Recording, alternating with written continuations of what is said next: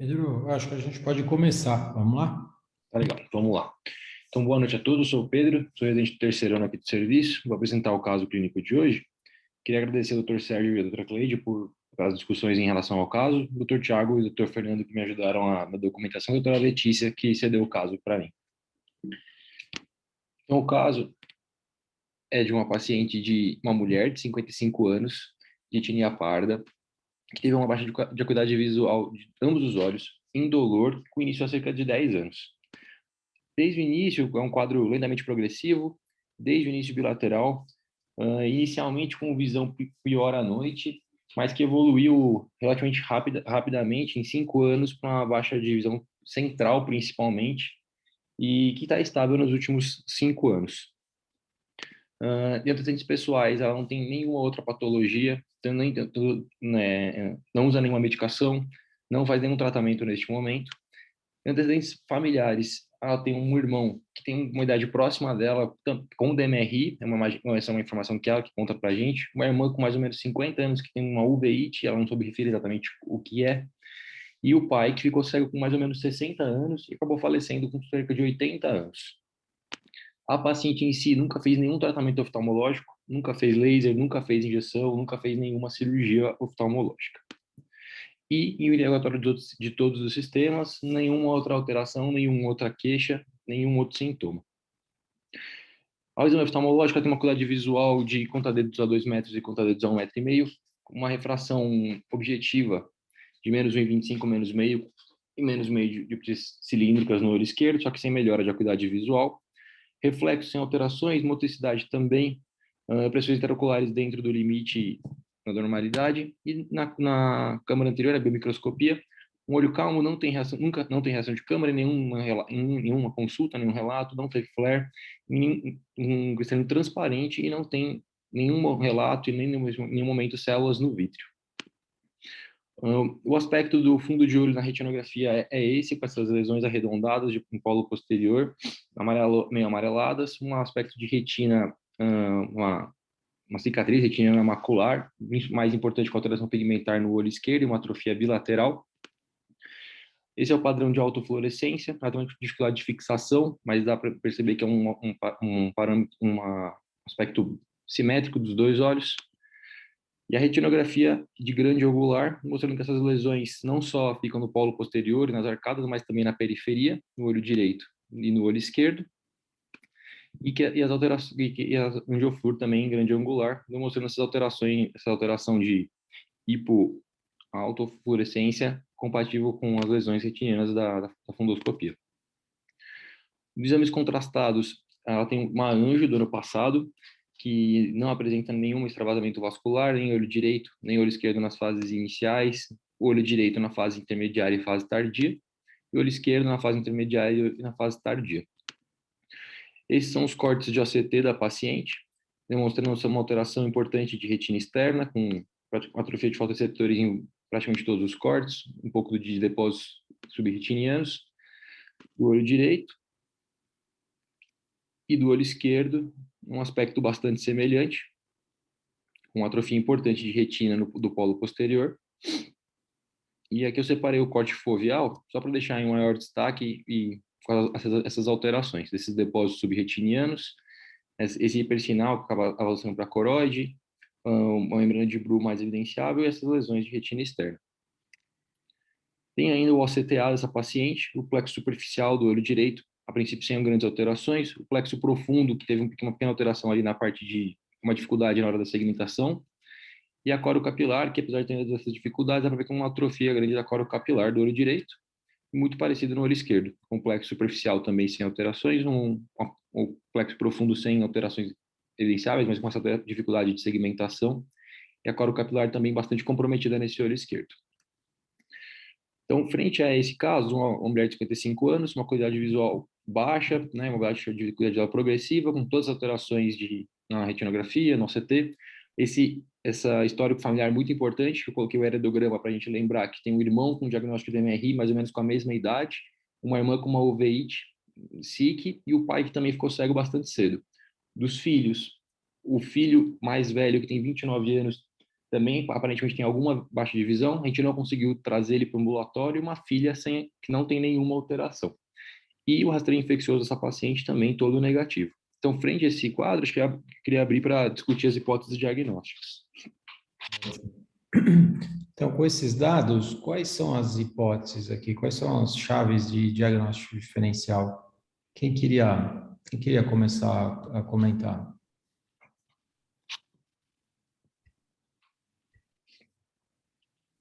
Então, é uma paciente relativamente jovem para ter uma perda de visão central bilateral, né? E essas áreas de atrofia que a gente vê na autofluorescência bem nitidamente, elas avançam do polo posterior para o equador com umas alterações numulares arredondadas, né? E simétricas, né? De uma forma simétrica nos dois olhos.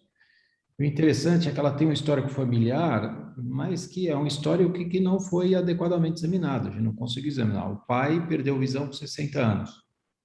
A gente não sabe a causa.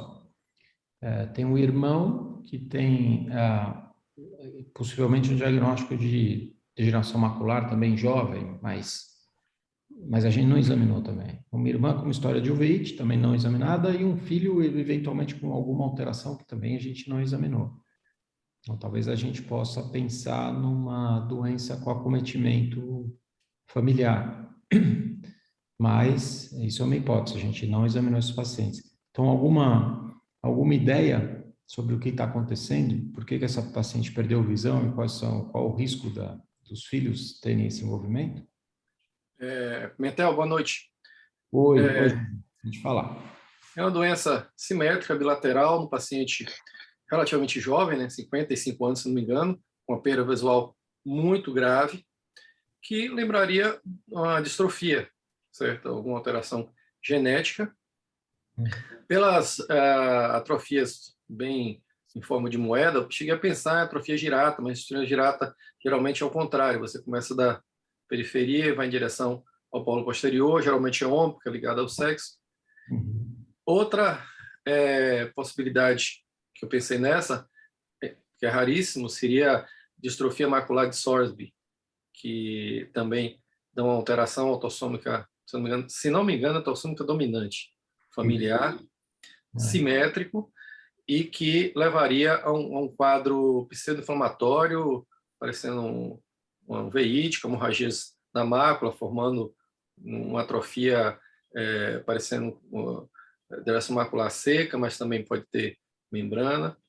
Então, pensei nessas duas diagnósticos diferenciais para iniciar a conversa e excluiria uma degeneração macular seca geográfica, porque está fora tanto do padrão como da idade. Com certeza ela começou isso lá com uns 20 e poucos anos, 30 anos de idade, e começou a piorar aos 40. Certo. Eu Perfeito. cheguei agora, mas essas drusas coloidais não seriam um diagnóstico diferencial? Então, Mauro, é que você não viu no começo, mas não parece drusa coloidal, Mauro. Ela não é amarelada, ela é uma alteração mais... É uma saca-bucada, como tivesse uma escavação na coroide. Não elevação, é escavado. Entendeu? Viu, Mauro? Parece uma fibrose, exatamente isso. Parece uma fibrose que ela tem subretiniana, parece que ela perdeu EPR, córeo capilar e fotorreceptor. Mas ela não tem informação típica de... o que ela tem, Mauro, se a gente for ver em detalhe aqui nesse corte 1, você tem depósito drusenoide subretiniano. Então, aqui a gente vê a fóvea, tem uma fibrose subfoveal, esse material hiperrefletivo subretiniano, mas é uma fibrose, ela perdeu o fotorreceptor aí. Mas se a gente for ver nesse corte nasal, no corte número 1, que está marcado como número 1, nasal ela tem depósito drusenoide subretiniano.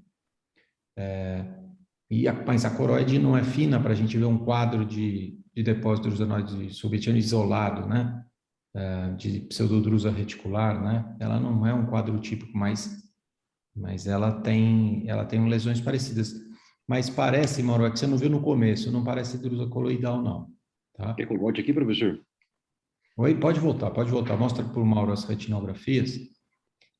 As drusas coloidais são drusas muito grandes e muito elevadas e bem comuns também, simétricas também, acomete pacientes mais jovens. Tá vendo, Mauro? É mais atrofia que ela tem. E essas áreas circulares, você não viu a retinografia, que podia aparecer drusa coloidal, é placa de atrofia mesmo, sabe? Mostra a autofluorescência. Aí, tá vendo, mano? Ela tem uma atrofia central, mas ela parece que ela começou no centro e vai indo para as arcadas e para o Equador, avançando como se fossem ilhas, assim, como o Jorge comentou aí. Atrofia de Kanduri, cabe aqui? Putz, eu acho que o Sorsby cabe, né? A Girata eu também acho que não. Kanduri eu acho que não seria uma hipótese aí, mas eu acho que a distrofia de Sorsby sim. Alguma outra ideia, Mauro? Só Pegar o comentar. livro do Deutschmann e olhar. Abre aí, João. Abre que dá tempo. Então, deixa eu só comentar Fala, quando eu Cleide. vi, quando os meninos me mostraram no ambulatório, uma coisa que eu pensei até antes do SOSB, porque o SOSB é muito raro, né? Muito E aí, raro. então, eu pensei assim, perguntei, ela tem pele bem clara? Porque eu pensei em Malásia levantinense. E aí eles falaram que não, que ela é parda, né? Mas na Malásia, a visão realmente é preservada, mas tem esse acúmulo de drusas. Geralmente ele poupa um pouquinho a região peripapilar, mas pode invadir a região nasal também, mas é um depósito hiperrefletivo que fica entre a membrana de Bruch e a pele pigmentar, e a visão é boa, a não ser quando desenvolve a atrofia geográfica ou membrana neovascular. Mas, assim, esse aspecto do lateral simétrico, eu concordo plenamente com o que o Rocha falou, que realmente a minha hipótese, quando eu excluí a possibilidade de malásia, era o SOSB, porque tem esse material, que é um material drusenoide e que depois já evolui para fibrose. Uma coisa que ela não tem, que está descrito no SOSB, é uma hiperrefletividade no EPR e ele fica meio enrolado, é como se ele se sobrasse EPR, e aí já não aparece, talvez seja numa fase mais precoce. Mas, apesar da gravidade, eu concordo com o Jorge que a minha primeira hipótese é sólida também. Então, o interessante é que a gente pode fazer um painel genético e o Sorsby tem uma alteração genética que marca, né? Que é a alteração do TIMP3, né? A gente Isso pode mesmo, dizer, metaloproteinase tipo 3, que é é o TIMP3. uma alteração da matriz extracelular. Isso. E ele perde essa enzima e por isso que facilita a destruição intercelular, se as células começam a entrar em apoptose. Isso. Então, a gente pode fazer o diagnóstico genético dessa paciente, né? É que outra manifestação, ela pode ter uma outra forma de degeneração macular mais agressiva, e se ela tiver, porque o SORSB é autossômico dominante mesmo, né, Jorge, como você falou, como a Cleide falou. Então, a gente tem que fazer o diagnóstico no pai, no filho, pelo menos, para levantar essa hipótese. A gente não tem esse exame, né? Apesar desse heredograma ser um heredograma sugestivo de uma distrofia autossômica dominante, a gente não examinou essas pessoas, pode ser que não tenha relação nenhuma, né? Então, aqui mas o que eu acho importante, a gente abrir essa chave de diagnóstico diferencial, o que ela pode ter, a outra hipótese, é uma degeneração macular, uma forma agressiva de degeneração macular, como seria, entre aspas, o SORB, uma forma diferente, né, de destruição, com essa formação de atrofia geográfica grande. O problema é que ela é jovem, né? É raro a gente ver uma degeneração macular com essa evolução, muito cedo. Por isso que se pensou numa distrofia, né? E das distrofias maculares, o SORSB se encaixa melhor aí, né? Que é raro. A perda visual dela, ela refere 10 anos atrás, quer dizer, ela tinha 45 anos, é difícil pensar numa DMRI tão agressiva, né? Eu só vi SORSB em livro e em artigo. Eu também, falei para os meninos, eu estou vendo o primeiro hoje. Para ver como é raro, pode ser que não seja, né? Mas assim, Eu vi uma naquele, há um ano e meio atrás, no Zoom, apresentaram um caso. Sim, sim. Para ver como é raro, né? Para ver como é incomum. Mas o interessante é que você pode fazer o painel genético, fazer o diagnóstico. Se ela não tiver a TIMP3, são várias mutações nesse gene, né? Tem mais de 15 mutações. Se ela não tiver nenhuma dessas, a hipótese fica menos provável, mas aí a gente fica sem uma hipótese convincente aí para ela, né? Doutor Sérgio, licença, Oi. boa noite. Boa noite. Aqui é a Lívia. Essas lesões amareladas angulares no polo posterior me lembraram também aquele quadro de Lorde. Poderia entrar aqui no diagnóstico diferencial? Então, o LORD tem umas alterações de segmento anterior, né, zonulares, que ela não tem. Uhum. E também é bastante incomum, mas eu acho que a gente poderia incluir num diagnóstico diferencial, tá? Que seria uma distrofia de retina de início tardio. Isso. Como é mais ou menos o SORSB, né? É um início tardio que afeta esses pacientes de 40, 50 anos e com uma distrofia. Muitos desses pacientes têm perda de retina periférica também, né? Mas eu acho que você pode incluir também, eventualmente, o LORD, né? Muito bem. Então, assim, é interessante a gente ver um diagnóstico diferencial para degeneração macular em pacientes que são jovens e com um quadro muito agressivo, né?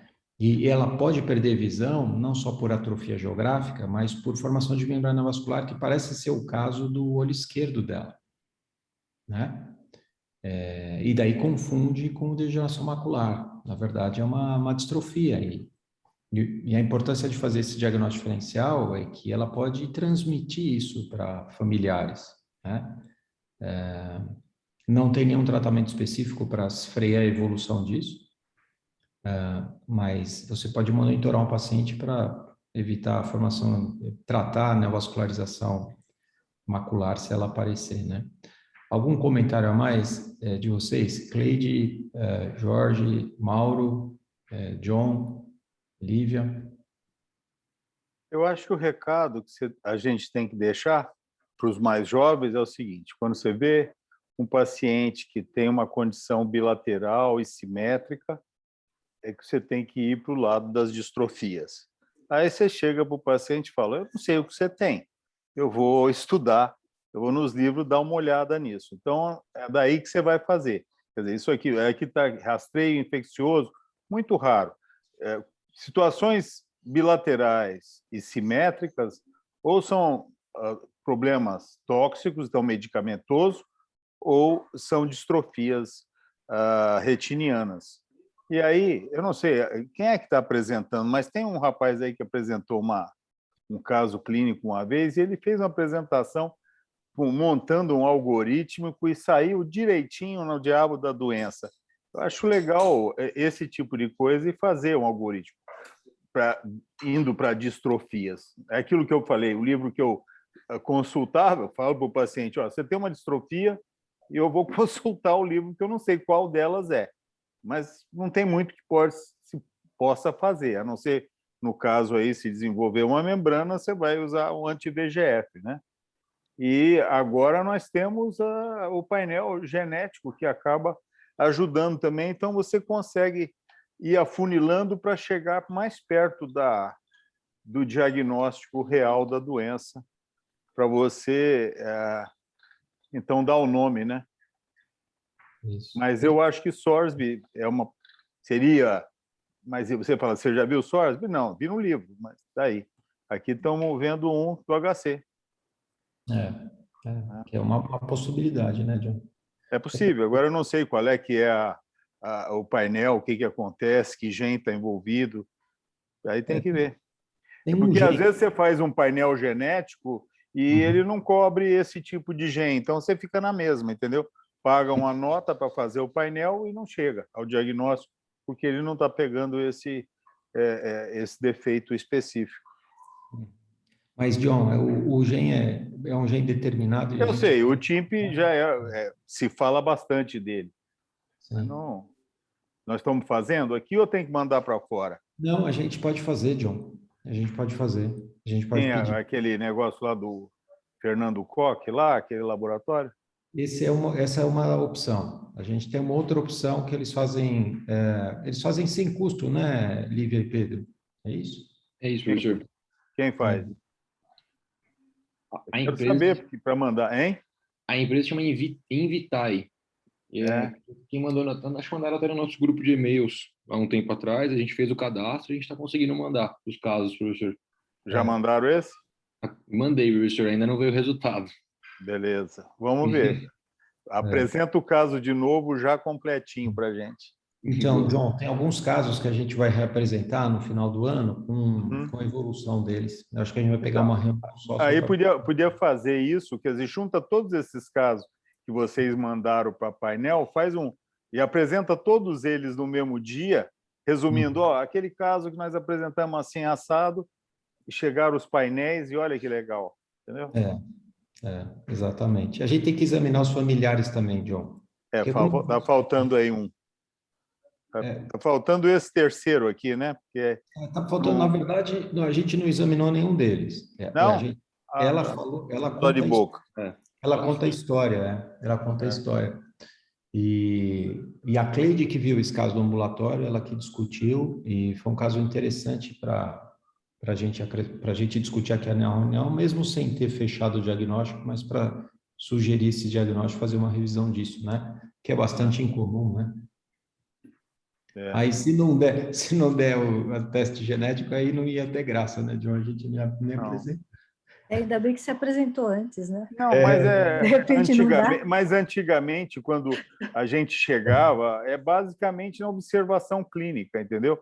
Não era nem OCT, nem nada. Quer dizer, você pega o livro do Deutschmann, que está aí na biblioteca, naquela época não tinha OCT, você tinha eletrofisiologia, que era meia boca também, então era aspecto de fundo de olho mesmo, que os caras... Aspecto de fundo de olho e árvore genealógica, que não fazia nem o painel, entendeu? Isso mesmo. O Sorsby descreveu isso... 1800. Não, nos anos 40. Não sei quanto, sei lá quanto foi. Se tiver errado, é 1942.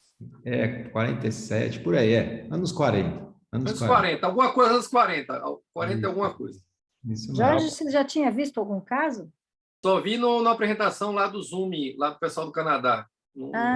Mas nunca vi presencialmente um caso. E a segunda vez agora sem o teste genético. Depois, eu vi uma paciente no consultório, depois você vai ver, com Sorsby-like, só que ela tem 80, depois o Pedro vai mostrar. É igualzinho, só que ela tem 80 anos e perdeu a visão recentemente. Mas é um quadro de atrofia geográfica que simula um Sorsby. Vamos fazer a revisão? Então, foi ótimo esses comentários todos e a gente falar sobre uma doença que é extremamente rara, que a gente não tinha visto antes aqui, ao vivo, né? Um paciente assim, só em livro, né? E pela raridade, acho importante a gente fazer essa avaliação. Você quer fazer a revisão, então, Pedro? Vamos lá, então, professor. Tá bom. Então, fazendo a revisão de distrofia de Sorsby, que foi nossa hipótese para o paciente, então é uma descrição de 1949, que Sorsby fez, observando 5 famílias. 5 famílias que apresentavam essa maculopatia, com início aproximadamente 40 anos de idade, com hemorragias, exudação, atrofia retiniana progressiva do centro para a periferia e hipertrofia de EPR com esclerose multicoloroide. Todas as famílias tinham acometimento de pelo menos um indivíduo por geração, então ele supôs que provavelmente teria uma doença autossômica dominante de penetrância completa. Em 89, teve uma publicação do Hamilton, revisando esses casos, revisando os casos dessas famílias. De uma dessas famílias, inclusive, foi feito até anátomo patológico de alguns indivíduos acometidos. E ele estabeleceu que tinha nem todos os pacientes ou todos os afetados tinham todas essas características descritas inicialmente pelo Sorsby. E ele estipulou como se fossem fenótipos, que, na verdade, cada um dos pacientes acaba tendo uma heterogeneidade. Então, alguns iam só uma atrofia progressiva a partir de manchas amarelas branquiçadas, alguns tinham mais alterações pigmentares mais importantes, alguns tinham mesmo essas hemorragias, essas exudações, com baixa acuidade visual importante e nictalopia. E até é meio discutível qual seria o melhor nome para essa doença, porque, apesar de tudo isso, ela não tem uma inflamação propriamente dita, mas tem esse aspecto infeccioso, então talvez inflamatório não seria o melhor nome, assim como também só macular também não, porque ela tem todo um acometimento de periferia. Então, seria talvez eu acho que o nome em português que eu encontrei seria alguma coisa próxima de uma distrofia fúngica de Sorsby, em inglês Sorsby Fundus Dystrophy. O mecanismo patológico relacionado à doença, já foi até comentado, eu acho, aqui um pouquinho antes na discussão, é um mecanismo de mutação do TIMP3. TIMP3 é uma proteína que inibe a metaloproteinase 3, e essas metaloproteinases são enzimas de regulação da matriz extracelular. no olho, né, expressas principalmente no EPR, na membrana basal, mas que também tem vários outros tecidos do corpo.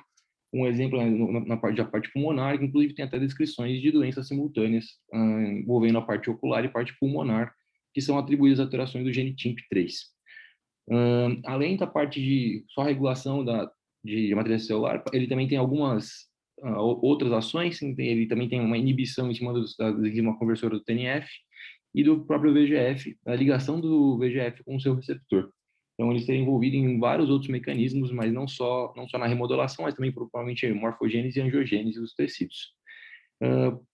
Alguns trabalhos falam 14 mutações, teve um trabalho que tinha 16 mutações, então, enfim, a maioria delas aí nessa faixa de 15, 16 genes, de mutações, desculpa, que já encontraram relacionadas a esse gene, quase todas combinando com um ganho de cisteína, algumas não, mas a maioria.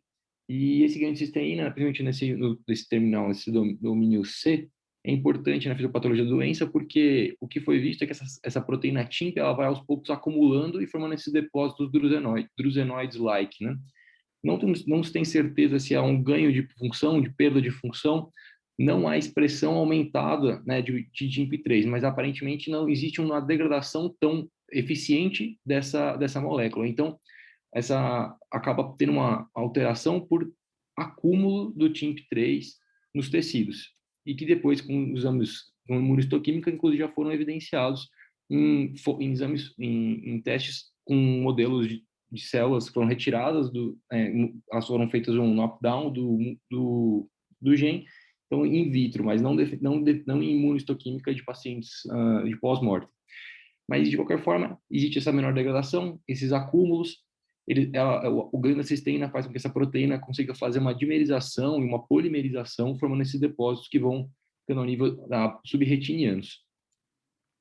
Como que isso é gerado um dano para a retina? É suposto um mecanismo parecido com uma de uma drusa, que num ambiente com muita oxidação como o da retina, provavelmente isso gere alterações de EPR, mas pode ser que só outras funções tenham sido, outras alterações aconteçam, seja perda de função, ganho de função, ainda precisa ser mais estudado, e que esses modelos que estão sendo propostos ainda vão ter melhor elucidação do caso. Esse processo todo de acúmulo não é exclusivo dessa doença, a própria DMRI tem esses acúmulos também subretinianos, e como foi comentado, a própria malátia também tem, que seria uma proteína parecida com a TIMP, que é a fibulina 3, e que também gera esses acúmulos subretinianos e uma patologia muito parecida da doença. O quadro clínico é extremamente variado, e existem muitas suposições, se não só porque são muita heterogeneidade dessas alterações dos genes, desse gene. E eu trouxe esse estudo que foi uma revisão de 2015, também muito parecido com o Disorder de 5 famílias, um estudo alemão, que trouxe mais ou menos quais são as queixas principais iniciais desses pacientes. E aqui eu vou destacar principalmente a adaptação ao escuro, né, e que assim não é uma coisa de todos os pacientes, algo que a gente vê muito comum em distrofias, mas uma boa porcentagem deles. Metamorfopsia, também atribuído principalmente a esses depósitos dos xenoides, e baixa de visão nos casos principalmente que acabam tendo neovascularização ou atrofia. E a acuidade visual dos pacientes normalmente até que é boa, até que começa a ter alguma complicação, que pode ser basicamente a atrofia ou essas neovascularizações, que geram uma baixa de visão muito grave, quando neovascularização ainda com alguma possibilidade de tratamento, e atrofia, infelizmente, não. Mas que a maioria acaba evoluindo, né, depois aí dos seus 60 anos, com uma baixa de visão muito importante central. Muitos desses estudos examinaram vários pacientes completamente assintomáticos e encontraram alterações no fundo de olho, e por isso que também fizeram um teste genético depois disso, e foram encontrando e colocando nesse diagnóstico, mas sempre dentro de alguma família com um histórico familiar muito importante de uma doença parecida com DMRI, enfim, com a baixa de visão dos pacientes, e a maioria começando com sintomas aí perto dos seus 40, 50 anos. O quadro clínico é extremamente variado, então vou mostrar algumas imagens, mas todos eles com o aspecto simétrico dos dois olhos, mas com essas alterações de fundo de olho, com essas lesões amarelas, esbranquiçadas, e de polo posterior, que vão seguindo as arcadas, com correspondência na autofluorescência. Os exames contrastados mostram alterações, principalmente quando tem essas membranas neovasculares, mas existem outros acometimentos em casos mais graves. Então, todas essas duas imagens, uma para mostrar essas alterações pigmentares super exacerbadas, polo posterior com uma atrofia super importante, um paciente que era relativamente jovem, de 35 anos, com todas as lesões esbranquiçadas ao longo das arcadas, e à direita uma imagem do próprio do livro do Ryan, mostrando esse aspecto amarelado até a periferia, que é atribuído ao espessamento da membrana de Bruch, que também é descrita na doença secundária, essa alteração de homeostase e de controle da matriz extracelular. Dentro de outros estudos, eu trouxe outras imagens mais para mostrar os OCTs, que vão demonstrando esses depósitos drusenoides subretinianos compatíveis com essas alterações, né, no polo posterior, e aqui em maior aumento, que são atribuídos principalmente ao acúmulo dessa polimerização do TIMP3.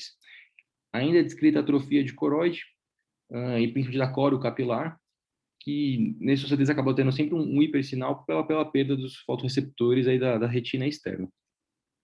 Os estudos eletrofisiológicos, acho que tem uma descrição de um dos estudos, mostrando que não tem nenhum padrão específico da doença, mas tem uma dificuldade muito grande, uma vez que essa doença é extremamente rara, pouquíssimos casos, então a gente não tem nenhuma série grande de casos a ponto de conseguir fazer um padrão desses estudos.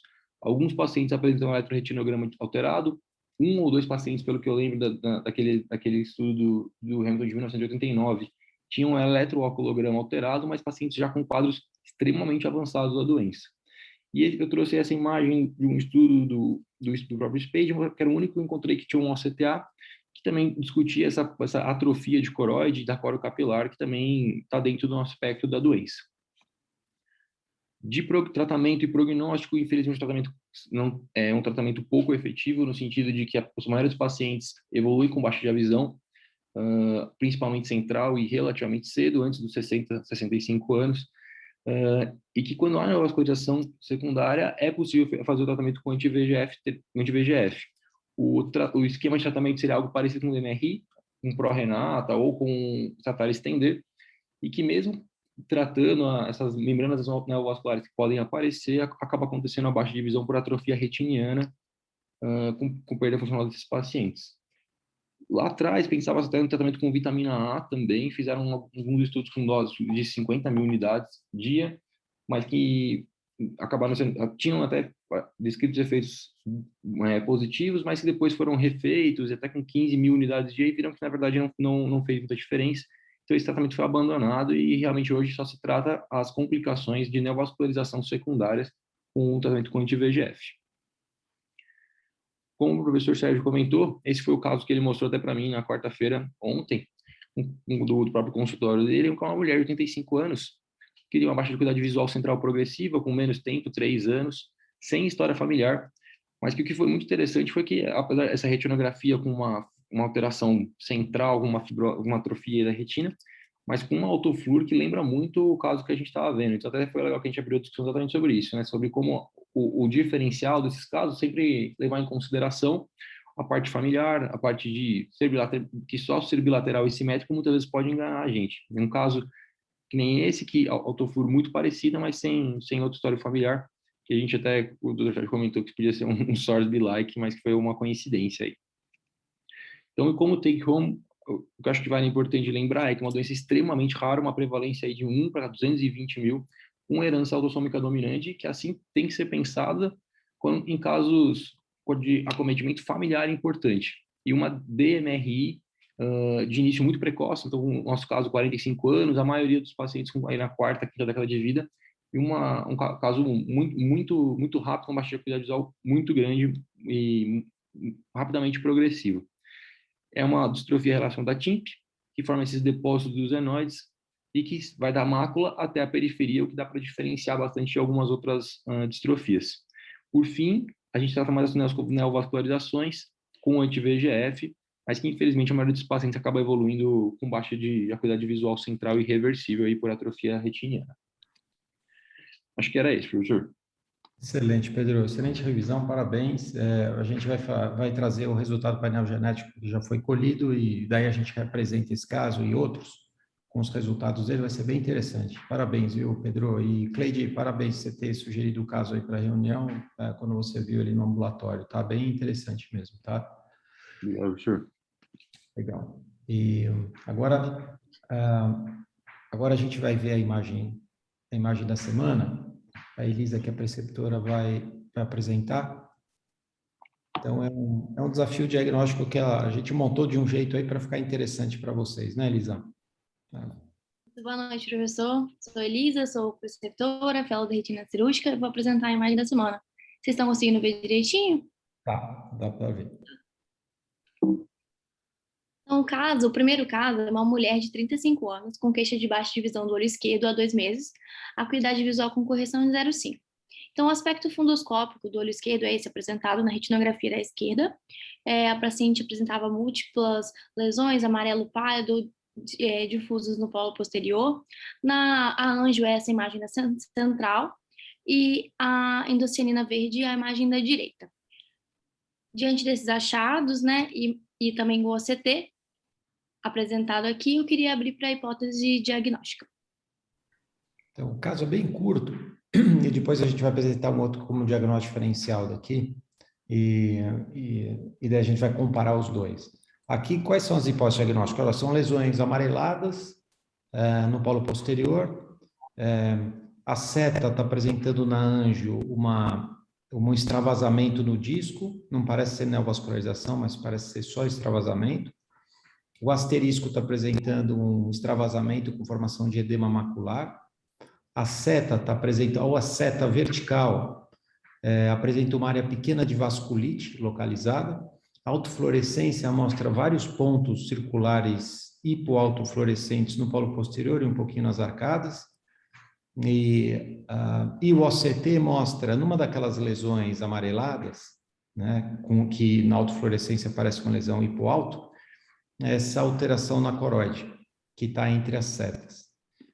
Então, uma mulher jovem, 35 anos, com a queixa recente de baixa acuidade visual. O que vocês pensariam aqui? Começaria com AMP. Placoide. Placoide posterior. Então, esse quadro aqui dela é unilateral. Tá? Isso é ruim. Então, geralmente é bilateral. A anjo não estaria característica, geralmente a anjo é hipofluorescente para depois se tornar hiperfluorescente, mas... Não tem esse extravasamento do disco em geral, né? Nem edema macular e nem essas alterações que a gente está vendo no OCT, né? Essa lesão grande Coroidiana. Coroide, não é? Concorda? Mas o diferencial importante aqui, concordo totalmente, seriam as zoidotes e dentre as zoidotes a placoide, certo? Concordo, totalmente. Algum outro diferencial aqui?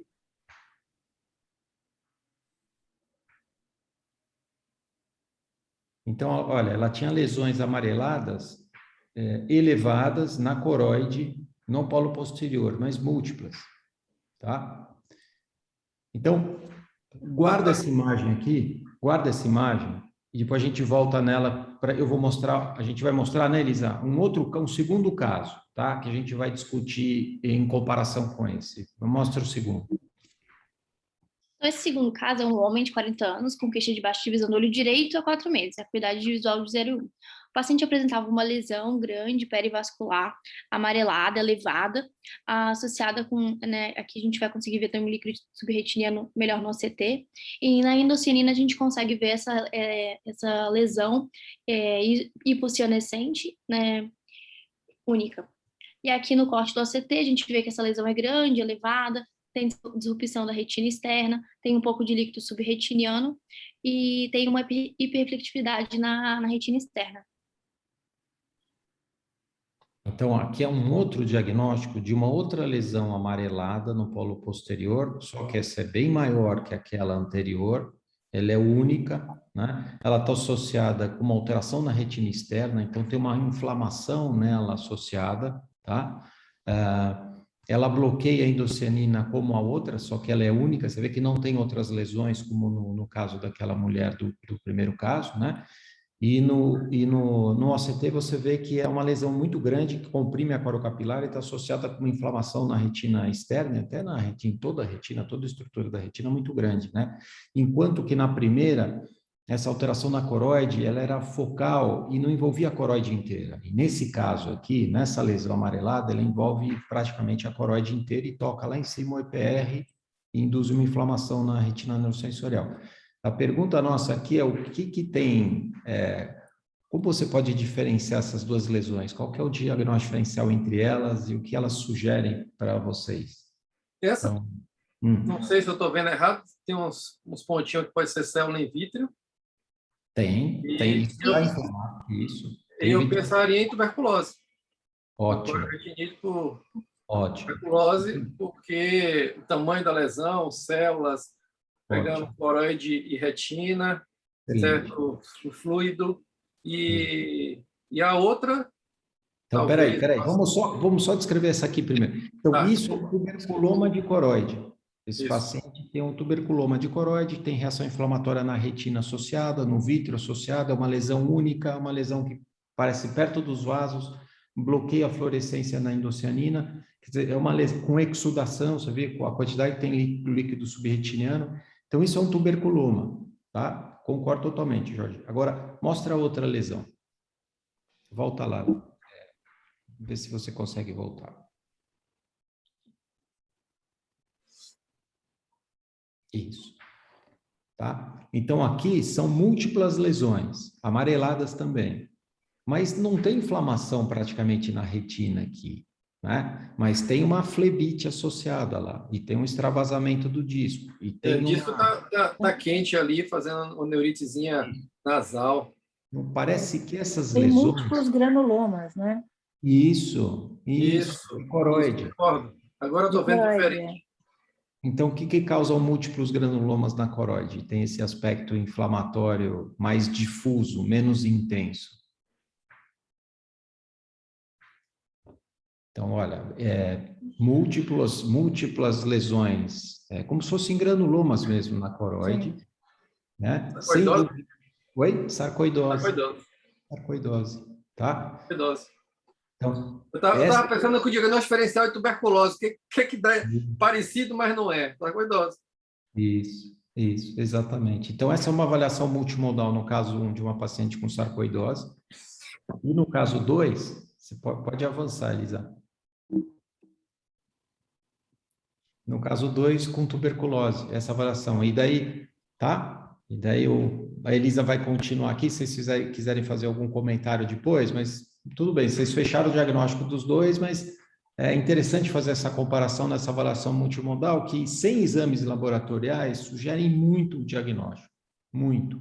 E daí você complementa, faz tomografia de tórax, raio-x de tórax na sarcoidose, uma conversora de angiotensina, tem outras formas mais recentes de fazer diagnóstico. Tuberculose, você pede o PPD, né? Hoje tuberculose pedi mais IGRA, porque está faltando PPD. Na minha cidade eu não estou achando mais. Hoje eu peguei um caso de tuberculose com IGRA positivo, porque o PPD eu não tenho como fazer.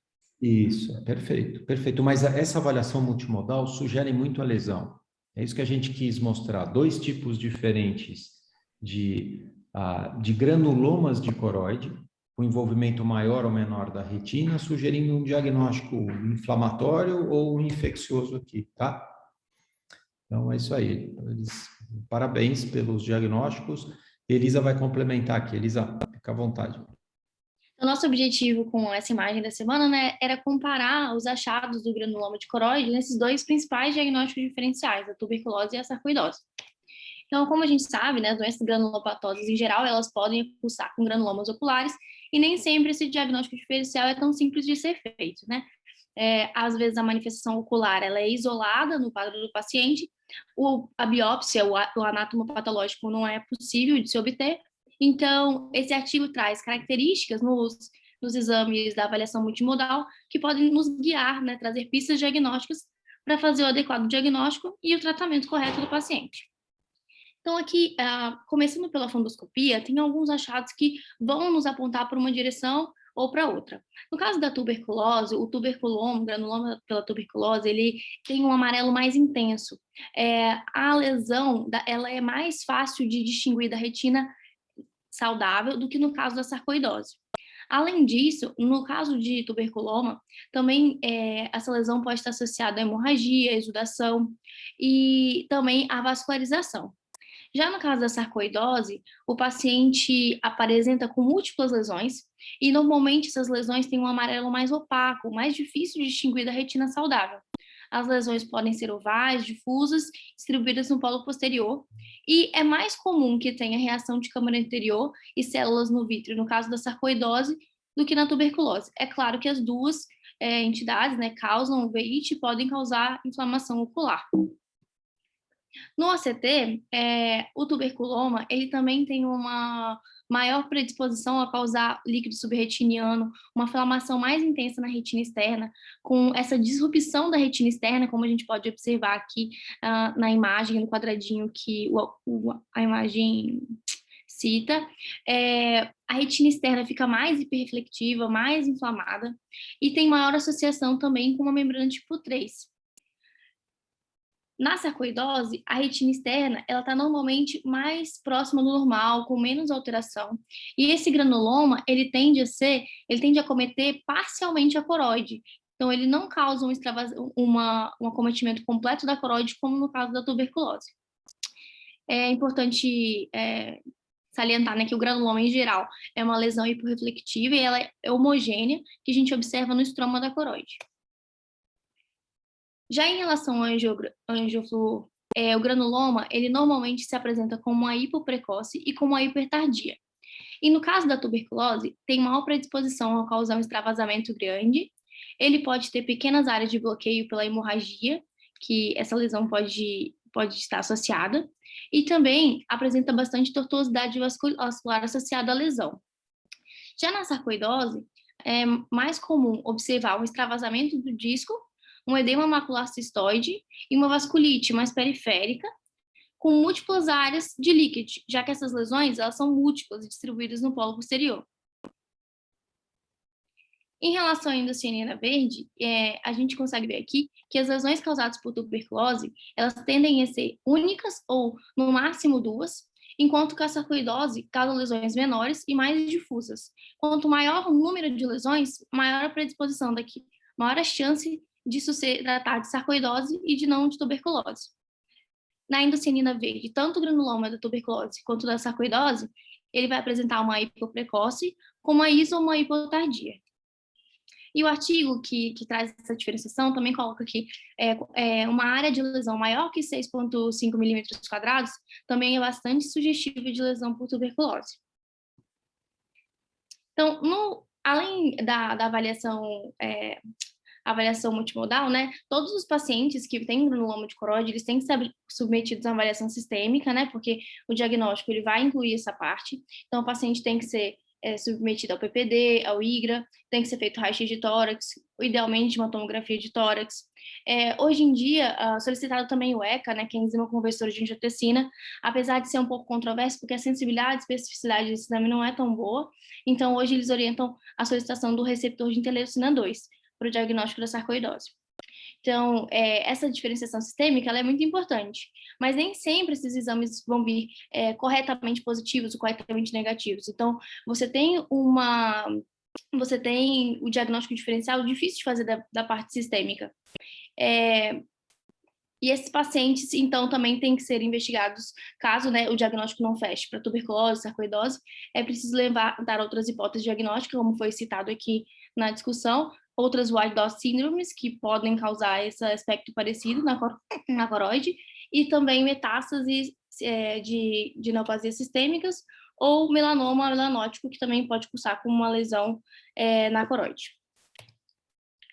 Para concluir, então, né, o nosso objetivo aqui era trazer um comparativo dessas duas lesões, já que o diagnóstico diferencial pode ser desafiador, e é importante lembrar dessas características na avaliação multimodal para que a gente possa guiar nosso diagnóstico e tratar corretamente o paciente.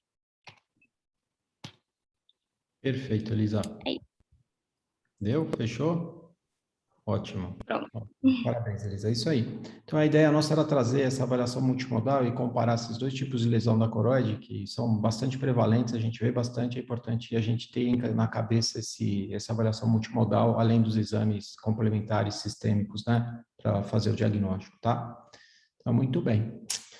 Agora a gente vai para o artigo, Quem vai apresentar é o Matheus Rocha, que é R1, e o artigo ele fala de características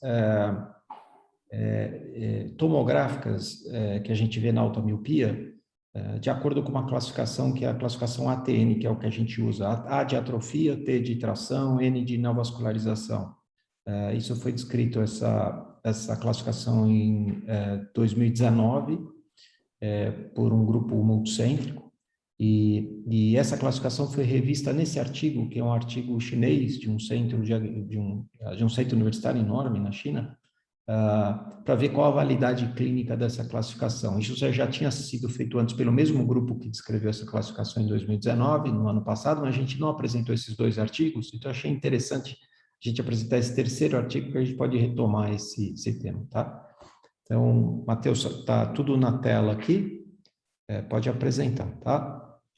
Boa noite a todos, meu nome é Matheus Rocha, sou R1 do serviço, e hoje irei apresentar o artigo intitulado Clinical Characteristics of Eyes with Different Grades of Myopic Traction Maculopathy, que em tradução podemos entender como características clínicas de olhos com diferentes graus de maculopatia tracional miópica. Gostaria de agradecer ao professor Sérgio Pimentel pela orientação na condução dessa apresentação. Então, para começarmos, temos que a miopia é uma causa comum de baixa acuidade visual em nosso meio, e em 2000 foi estimado que 1,4 bilhão de pessoas eram acometidas por essa doença, e estimaram que em 2050 quase metade da população mundial será acometida de miopia, quase 5 bilhões de pessoas. E a miopia, ela cursa com diversas maculopatias, que é a principal causa de baixa acuidade visual nessa doença, e dentre elas destaca-se a maculopatia tracional miópica. A maculopatia tracional miópica ela é bastante desafiadora, associada a uma intensa perda visual, e costuma ter tratamentos com resultados insatisfatórios. Então, ela é realmente uma doença de difícil condução em sua evolução.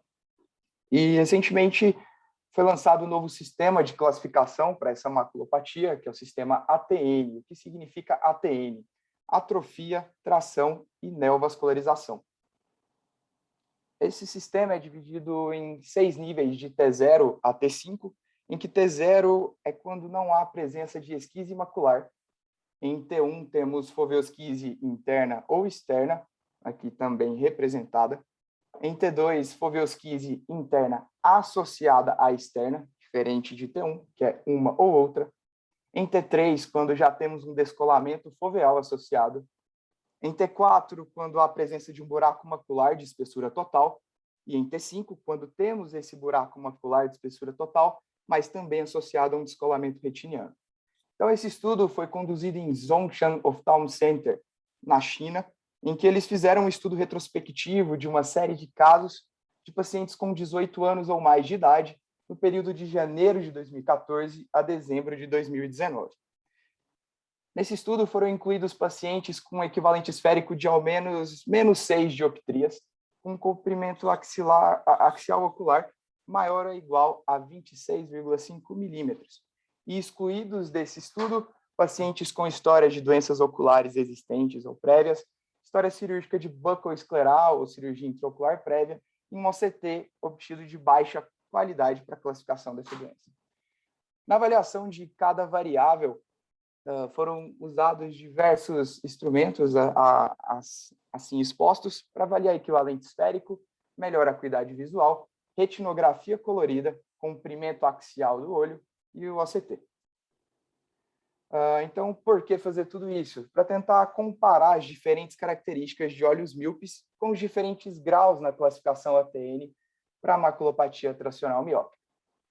Então, agora eu vou adentrar nos resultados, vou fazer de uma maneira um pouco diferente. Vou apresentar os resultados do estudo e, em seguinte, o ponto que foi abordado na discussão referente ao resultado obtido no estudo.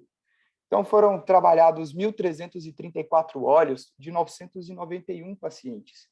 A média de idade foi de 47,9 anos e o estudo foi composto predominantemente por mulheres, na relação de 1,9 para cada homem. Quanto ao número de olhos por grau da classificação ATN, a predominância foi de olhos na classificação T0, composto aí por 58,32%. Já abordando as características dos olhos de uma maneira geral, dentre os seus 6 níveis, foi observada a significância estatística, principalmente quanto à idade e melhor acuidade visual. Foi notado que quanto maior o grau de classificação na ATN, maior a idade do paciente e menor a acuidade visual. Já em relação ao equivalente esférico e o comprimento axial dos olhos, não foi observada nenhuma significância estatística. Entrando na discussão, dentre esses 3 estudos apresentados, eles corroboraram a ideia que maculopatias miópicas estão relacionadas ao envelhecimento. E nesse estudo isso se confirma. Quanto maior a idade, maior o grau da classificação da maculopatia, e que quanto maior a classificação do grau da maculopatia, menor a acuidade visual do paciente. Zhao e colaboradores defenderam que o comprimento axial seria um preditor para a gravidade da maculopatia atrófica miópica. Já no presente estudo, não foi observado significância estatística entre o comprimento axial do olho e o grau da maculopatia tracional miópica. E o que isso sugere? Que o mecanismo da maculopatia tracional seja diferente daquele apresentado na maculopatia atrófica miópica. Já comparando olhos T1 com foveosquise externa versus olhos T1 com foveosquise externa, e também olhos T1 com foveosquise externa versus olhos T2, quando associa foveosquise interna e externa, foi visto que na foveosquise T1, na porção externa, ela apresenta, quando comparada à foveosquise interna, uma maior idade, um maior comprimento axial e maior incidência de estafilomas, e uma pior acuidade visual e um pior equivalente esférico. Já que é interessante notar que quando compararam T1 com foveosquise externa versus T2, não foi notada nenhuma significância estatística.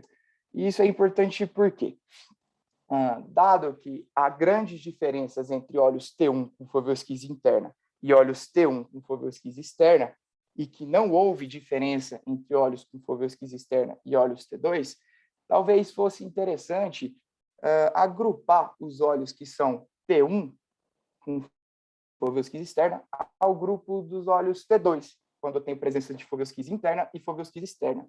E já fazendo um gancho quanto aos estafilomas, Shinohara mostrou com seus colaboradores que a retinosquise macular miópica e os estafilomas estão associados.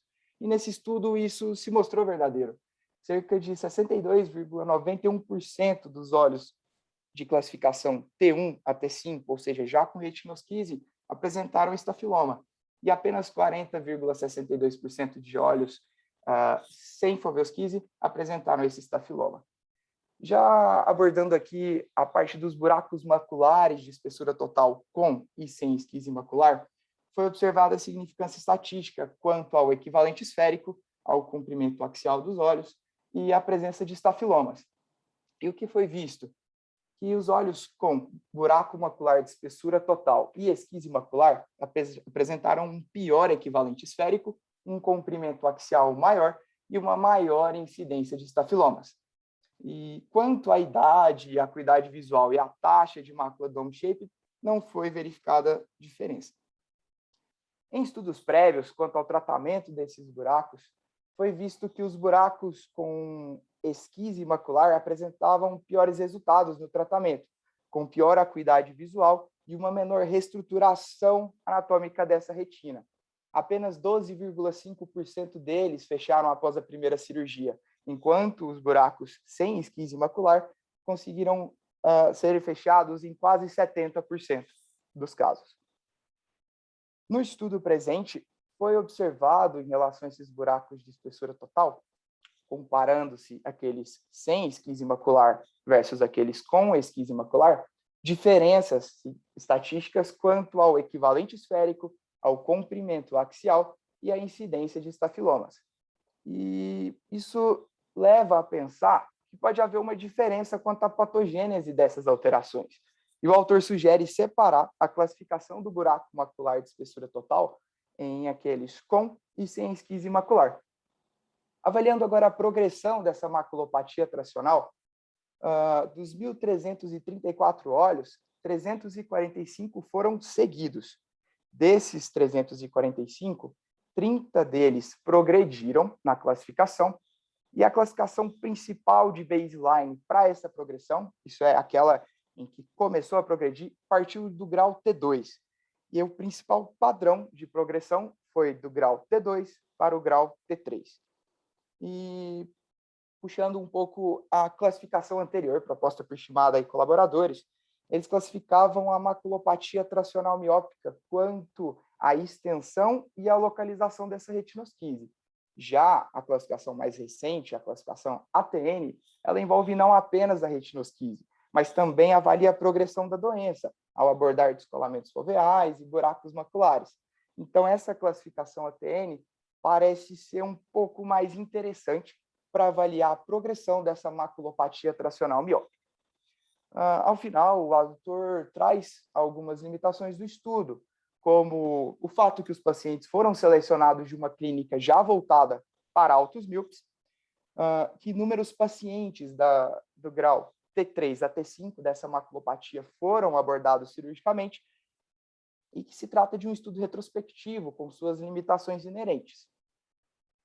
Gostaria de concluir ressaltando os principais pontos, que quanto maior a idade, maior o grau da maculopatia tracional miópica, que quanto maior o grau da maculopatia tracional miópica, menor a acuidade visual, que não houve significância estatística entre o comprimento axial dos olhos e o grau da maculopatia tracional miópica, assim como não houve diferença entre olhos T1 em foveosquise externa e T2, quando eu tenho foveosquise interna e externa. Sugere-se a possível diferença na patogênese de buraco macular de espessura total com e sem esquise macular, e a classificação ATN, reforçando, ela não envolve apenas a retinosquise, mas também avalia e auxilia nessa análise da progressão da doença. E, para concluir, o autor sugere alguns pontos, entre eles que o mecanismo dessa maculopatia tracional miópica seja diferente no apresentado na maculopatia atrófica. Ele sugere agrupar olhos com foveosquise externa e olhos com foveosquise interna e externa em um só grupo, ou seja, T1 externa com T2, separar a classificação de buraco macular de espessura total em olhos com e sem esquise macular, e que a classificação ATN ela avalia melhor essa progressão da maculopatia tracional miópica. Aqui eu elenquei nesse último slide de resumo os principais pontos apresentados, para quem quiser tirar um print. Eu gostaria de expor aqui o artigo, um QR Code para acesso ao link. E, por fim, agradecer a atenção de todos e me colocar à disposição caso queiram acesso à aula. Obrigado. Parabéns, Matheus. Esses nossos residentes são excepcionais, impressionante. Matheus, parabéns. Super aula, você deu uma aula do artigo. Ficou ótimo. E eu achei que essa forma de apresentar, a gente pensou, né, Matheus? Tinha muita informação, ao contrário do artigo, que tem que ter uma estrutura para você poder escrever e apresentar para uma revista. A apresentação do artigo não precisa ter exatamente essa mesma configuração. Então, a gente pode sintetizar e ser mais didático, como o Matheus fez agora, e daí fica mais fácil de a gente entender, ser menos repetitivo, ser mais claro, né, e conciso na apresentação. Eu acho que a apresentação foi ótima, o artigo vale a pena ser lido, porque ele cita outros artigos que são importantes, outros artigos recentes, de 1 ano e de 2 anos atrás, são muito importantes para a gente avaliar esses casos de maculopatia tracional relacionadas à alta miopia, tá? Se ninguém tiver nenhum comentário, a gente pode seguir com o caso cirúrgico, tá? Só um comentário aqui. Existe uma outra classificação que inicialmente foi publicada pela aquela revista Ophthalmology, aquela da Europa, da Euroretina, que é da classificação da Bárbara Parolini, que difere dessa porque ela além da tração anteroposterior, ela coloca a tração tangencial, com buraco lamelar externo e buraco lamelar interno. Certo. Então, ela está tendo um trial via o RWC, o Congresso Mundial, tentando validar essa outra classificação de maculopatia miópica, mas eu acho que essa é mais simples, a outra é mais complexa, tem mais variante, mais combinação de múltiplas variação de buraco de mácula, com esquises, mas gostei muito dessa classificação. Ela foi a classificação originalmente foi apresentada em 2019 num artigo no Retina Progress, na iResearch. A revista que tem mais impacto em oftalmologia hoje. É um baita artigo de revisão, gigante e muito detalhado. É um baita artigo, viu? Vale a pena ler. E esse é uma aplicação, um artigo de aplicação clínica dessa classificação, né? E com sugestões ótimas, né? Que o Matheus resumiu aí super bem.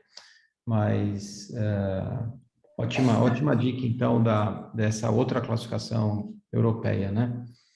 E agora... Outra coisa, só uma coisa. O que impressiona é que nos últimos 20 anos, a produção científica chinesa chega a ser assustadora. Aí você fala, pô, será que isso é produção Xing Ling?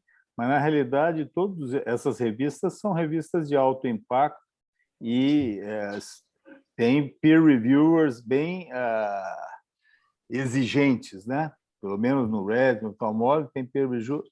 Então, eles estão trabalhando muito, e eles têm muito paciente.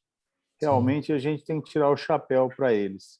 No começo, eu tinha minhas restrições, mas como são artigos bem revisados por revisores bons, eles às vezes colocam, não sei se vocês já repararam, no fim, tem sempre um autor conhecido americano. Não sei se isso é para facilitar a publicação ou não, mas o artigo é bom. Como a gente... Eu concordo totalmente, John, concordo totalmente. A gente não lia muito artigo originário da China antes de 2015, mais ou menos. E depois disso, a gente começou a ver alguns, e agora a gente vê vários. E o nível desse artigo aqui, de vários outros deles, são muito bons. Essa clínica tem um volume gigantesco. O Matheus viu essa foto, tem a foto aérea que ele me contou, dessa clínica, que é gigantesca, gigantesca. Eles têm, em 5 anos, eles revisaram 1.300 pacientes com alta miopia e selecionaram 900 e tantos para fazer esse trabalho. Quer dizer, é um volume gigantesco. Óbvio que a quantidade de altos míopes na Ásia é muito maior do que no Ocidente, né? Mas mesmo assim, é um trabalho, um nível, concordo totalmente, John, um nível excelente. Os chineses estão publicando muito bem. Então, como a gente ainda não conhece os autores chineses, eu acho que eles colocam um autor ocidental, em geral americano, para dar credibilidade ao trabalho deles, né? Então, é um baita artigo e os artigos chineses estão muito bons. Melhoraram muito o nível, muito. É isso aí, John, concordo totalmente. Então, o Fernando vai apresentar agora o caso cirúrgico. Fernando?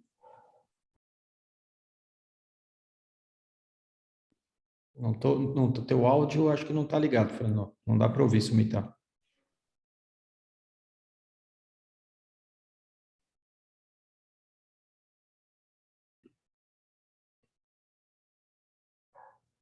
Então, Sumita, tem que compartilhar a tela de novo.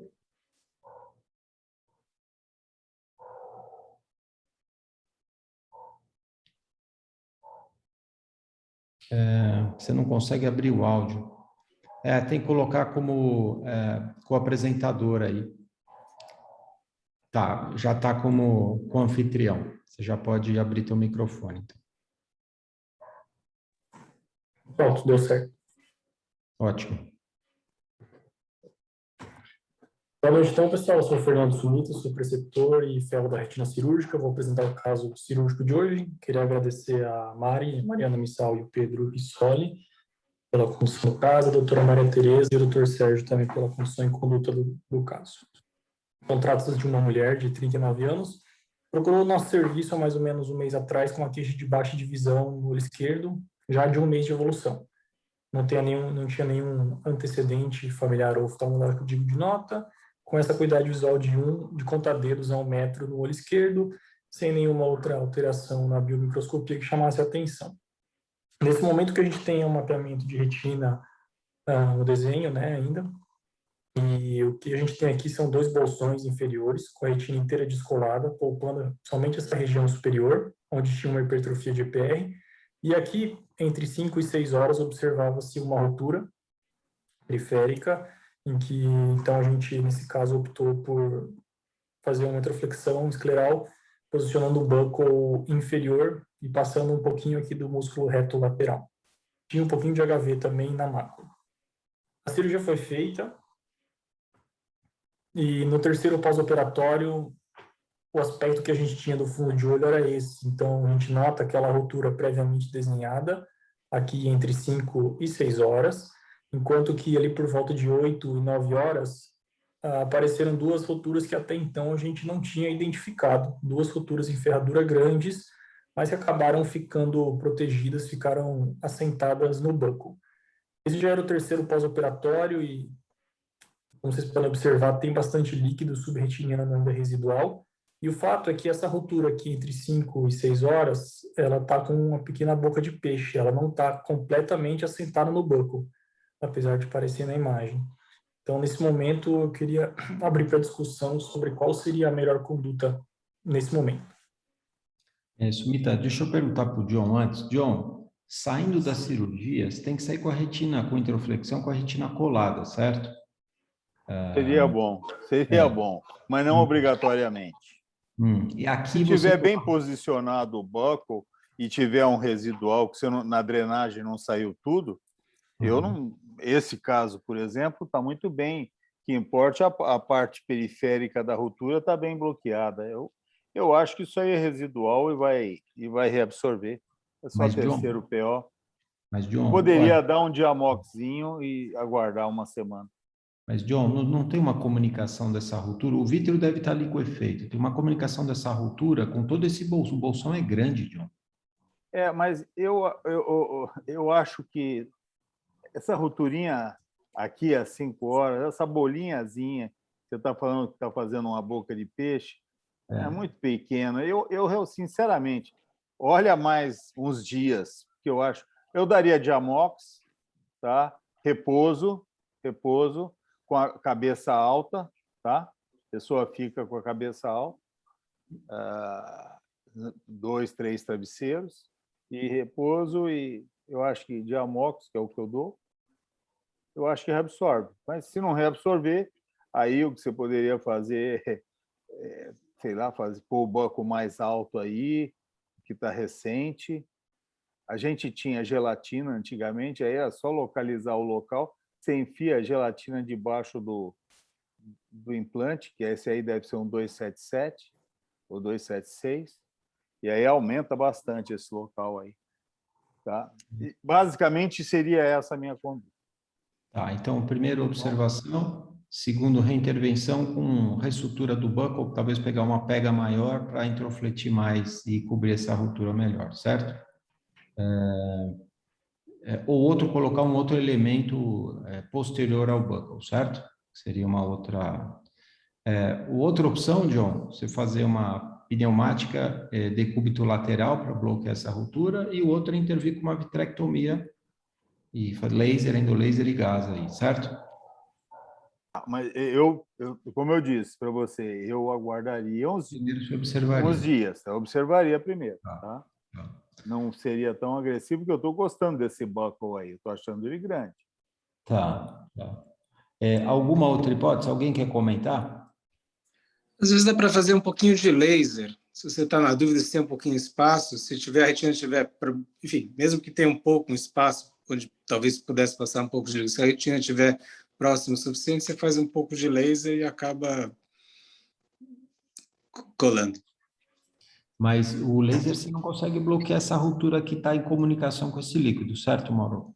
Não, se estiver bem próximo, porque obviamente se a retina estiver colada, o laser pega bem. Mas às vezes não estando colado, mas estando muito próximo também você consegue fazer. E o que você precisa, na verdade, é diminuir o fluxo. Supondo que eu também acho como o John, que no fundo é mais residual, com descanso o Diamox talvez acabe colando, mesmo porque ela tinha um descolamento já um pouco mais antigo, então esse líquido era mais espesso mesmo. Mas às vezes o que você precisa é só diminuir o que está entrando, o que está sendo reabsorvido. Então, se com laser ou alguma outra manobra você consegue diminuir, supondo que alguma coisa esteja entrando, você às vezes consegue o equilíbrio que leva ao colamento final. Tá. Eu acho que vocês estão muito esperançosos, viu? Jorge? Posso dar uma opiniãozinha aqui? Pode, Paulo, pode falar. Oi, então, boa noite a todos aí. Eu acho que o banco ficou super bem colocado aí. Eu só acho que o laser também, eu concordo com o professor Pimentel, que eu acho que o laser dificilmente vai marcar. E tudo bem aguardar uma semana, mas eu tenho a impressão aí que esse caso não vai escapar de uma vitrectomia, viu? Essa é a minha impressão inicial aqui. 3 roturas, uma rotura parece que não está bem assentada no banco. Eu acho que vai acabar indo para vitrar esse caso. Tá, perfeito, Paulo. Jorge, algum comentário aí? Eu concordo com o Paulo, porque eu acho que, se minha visão não estiver errada dessa foto, aqui em 5 horas isso está descolado, certo? Não é só um pouquinho de peixe, não. Parece que tem líquido aqui, bastante líquido. Eu esperar seria ótimo, porque às vezes até por causa do efeito de força de vetor e da força da bomba do tegmental da retina, consegue assentar. Mas esperaria uma semana e ia para vitreco, porque eu estou achando que aqui está muito descolado, inferior. Lateral faria um laser aqui, às 9 horas, mas inferior estou achando que essa cunha aqui está toda descolada.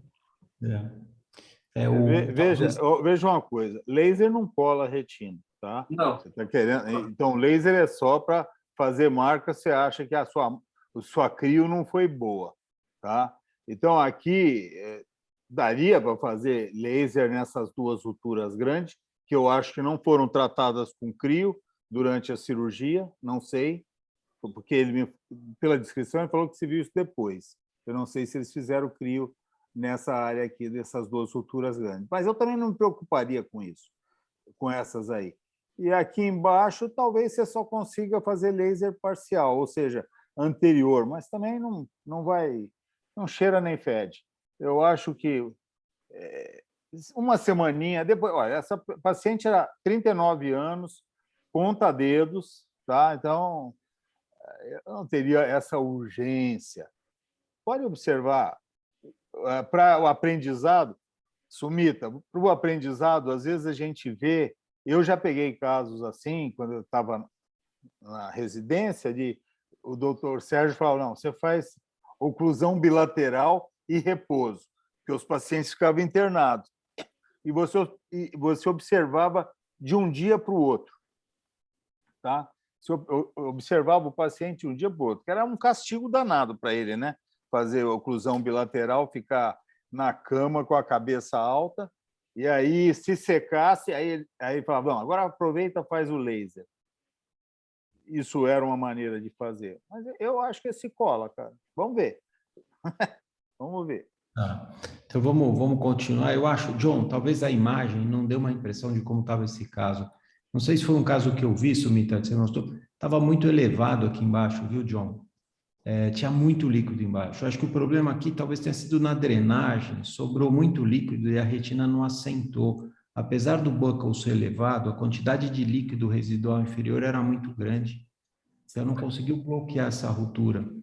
A foto mostre o que era O Pimentel, é mania nossa drenar. A maioria, grande parte de cirurgiões só mete uma introflexão, faz uma paracentese para ela assentar e espera o resto acontecer. É diminuir a tração. Quanto de tração você vai ter que diminuir, nós não sabemos. Tá? Então, por exemplo, o Harvey Lincoln raramente fazia drenagem. Era só metia a cerclagem, o olho ficava duro que nem um pau. Então, por isso, você tinha que fazer paracentese, dar manitol para o paciente. É nós que temos, porque a escola de Boston é uma escola que normalmente drena, e realmente a gente gosta de sair da sala com a retina totalmente colada. Isso eu não discuto, eu mesmo gosto de sair com a retina colada, mas já fiz muita introflexão sem drenagem, e o resultado acontece. Eu acho que se a história não é um mês, né? Com certeza. Uhum. Tá. Vamos ver, vai. Então, vai lá, vamos seguir, senão a gente... Ótimo. Professor, obrigado, então, pelos comentários. O que a gente fez nesse caso foi, na verdade, a gente realmente deu o Diamox e viu a paciente em 3 dias. Depois desses 3 dias, a gente também fez laser nesse dia, nessas 2 roturas aqui nasais, que realmente não tinham sido tratadas com a crioterapia no intraoperatório, e foi tentado fazer um laser aonde dava, nessa ruptura às 5, 6 horas aqui. Depois de 3 dias ela voltou e realmente isso ainda não tinha assentado, e pela dificuldade de se conseguir internar a paciente para fazer uma intervenção de vitrectomia, a gente optou por fazer a pneumática e posição de cabeça, para que pelo menos a gente conseguisse aguardar aí, se caso realmente não desse certo, aí então conseguir a vaga para internação. E depois desses 3 dias que você fez isso, a quantidade de líquido era a mesma? Ou tinha aumentado? É isso que eu quero saber. A quantidade de líquido parecia a mesma. A mesma? Parecia a mesma. Não tinha aumentado? Não tinha aumentado, mas também não tinha reduzido. Tá bom. Bom, mas então, você veja, esse é um caso. Se não aumentou, você tem tempo ainda para esperar. Mas vocês resolveram intervir colocando uma bolinha de gás. Não tem problema nenhum também. Certo. É que, John, você viu a quantidade de líquido que tem nessa foto da esquerda? É muito líquido. É muito líquido. Mas, continua, Sumita. Certo. Então, depois, no quinto pós-operatório da pneumática, a gente fez de novo essa foto, e aqui mostra que o laser que já tinha sido feito um dia antes já estava mais marcado. Mas reparem que essa ruptura, ela aumentou, né? Então, se ela antes ela vinha até aqui assim, mais ou menos, ela se estendeu mais temporalmente do que antes. A paciente era colaborativa, ela conseguia fazer posição de cabeça e ela estava indo bem, a gente estava conseguindo marcar o laser e tudo bem, mas no final de semana ela acabou não fazendo, ela acabou relaxando na posição de cabeça, e aí reparem que infiltrou novamente o líquido, e percebam que a ruptura aumentou ainda mais. Eu coloquei essas medidas aqui para a gente ter um parâmetro do tamanho dessa ruptura, que antes era bem menor, então ela acabou aumentando bastante. E aí, novamente, eu queria abrir para agora qual seria a conduta e discutir o porquê que essa ruptura aumentou, se foi por causa do C3F8 intravítrio, ou se essa ruptura já ia aumentar de qualquer jeito. Não, é por causa do gás. Quando você tem uma ruptura tracional, o vítreo está tracionando e o gás mobiliza esse vítreo, é como se o vítreo estivesse puxando a aba da ruptura, né? Como o gás estivesse puxando a aba da ruptura pelo toque no vítreo. Então, você pode, eventualmente, rasgar mais ou aparecer rupturas em outros lugares, que é um efeito adverso da pneumática, né? E agora, John, vai para Vitré? O problema todo aí, bom, eu não sei explicar bem o aumento da ruptura, porque o buckle é alto, tá? Eu não sei. O gás realmente poderia. Agora, essa paciente, aquelas 2 rupturas nasais, será que elas não apareceram durante a cirurgia? Porque é difícil não ver aquelas rupturas que ali nasais, né? Aquelas 2 grandes lá. Eu realmente não sei. Elas apareceram, toda a descrição apareceu no pós. Pois é. Não sei, eu acho que agora parece que agora está havendo uma comunicação com o líquido, e tem líquido anterior também, ou não? Tem. O líquido de borda bem elevado aqui. Aqui está elevada, né? É que a foto, John, não mostra como é. Pois é, na foto eu não tenho. Essas fotos... Você não sabe tirar foto, viu? Esse que é o problema. Não, mas é que o aparelho engana um pouquinho quando tem líquido. Realmente, talvez estou comendo bola aqui na interpretação da fotografia. Pela fotografia... Se for falar mal do aparelho, aí eu que vou intervir. O aparelho é ótimo, Cleide, é ótimo, mas a gente precisa se habituar com algumas limitações dele. Eu acho que uma limitação dele é mostrar, como naquela primeira foto, a quantidade de líquido que tinha. Tinha muito mais do que parecia na foto, sabe? Bom, então vai embora. Quer dizer, se eu tiver que fazer mais alguma coisa, fazer Vitré, né? Certo. Alguém quer fazer algum comentário aqui? Eu só acho uma coisa, acho que agora na vitrectomia, com essas, a rotura aumentou, as outras 2 roturas, eu consideraria agora, eu sei que a gente deixa para a última opção, mas eu consideraria ainda mais inferior a colocação do silicone nesse caso. Tá, tá. Mauro... Eu acho que tem que ver como fica no intraoperatório. Essa decisão de silicone ou gás, isso a gente vê dentro no intraoperatório, porque agora você vai tirar toda essa tração que você tem anterior aí. E aí você vê, se você conseguir assentar bem essa retina, não veria problema, porque aqui essa bolha de gás pelo CV nunca foi nada, né? Essa bolha de gás para mim não fez nada. Ela não chegou aí, que essa bolha é muito pequena. Então agora na vitrectomia você vai poder pôr uma bolha maior. E está tirando a tração. Tá? Mas isso aí é o seguinte, a gente faz um planejamento operatório no pré-operatório.